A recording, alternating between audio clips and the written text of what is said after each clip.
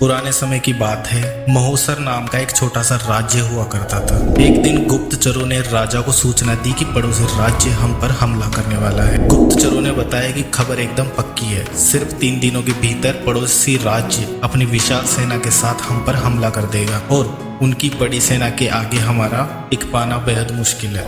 राजा बेहद चिंतित हो गया। उसने तुरंत सभा बुलाई और सभी लोगों से सलाह मांगी कि अब हम लोगों का मरना तय है। अगर किसी व्यक्ति के पास कोई सुझाव है तो वह अपना सुझाव हमारे साथ साझा कर सकता है। राजा के चतुर मंत्री ने कहा, राजन, अब हम जब जान पर बनी ही आई है तो इसका एकमात्र उपाय है कि हमें आज ही पड़ोसी राज्य पर हमला कर देना चाहिए। राजा बोला, मंत्री जी, हमारी सेना बहुत छोटी है, हम उनका मुकाबला कैसे कर पाएंगे?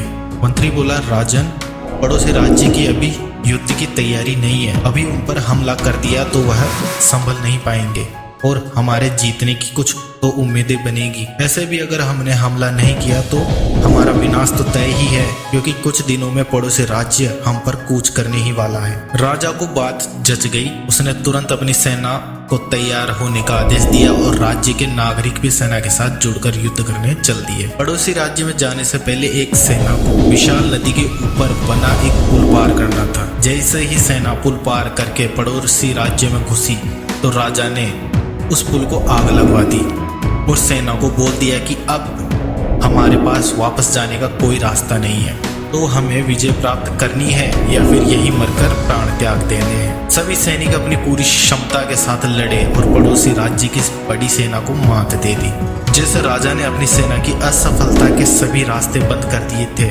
ठीक वैसे ही आपको भी अपनी असफलता के सभी रास्ते बंद करने होंगे। आपने स्वयं महसूस किया होगा कि जब इंसान के सभी रास्ते बंद हो जाते हैं तभी वह सबसे ज्यादा मेहनत करता है और सफलता हासिल करता है। अपनी सफलता के लिए खुद को झोंक दीजिए, अपनी असफलता के बारे में सोचना ही छोड़ दीजिए, क्योंकि आपके पास असफल होने का कोई ऑप्शन ही नहीं है। खुद को असफल होने का कोई ऑप्शन ही मत दो। डरो नहीं, कोई भी समस्या आपकी क्षमता से बड़ी नहीं है। जुट जाइए, सफलता आपकी राह देख रही है।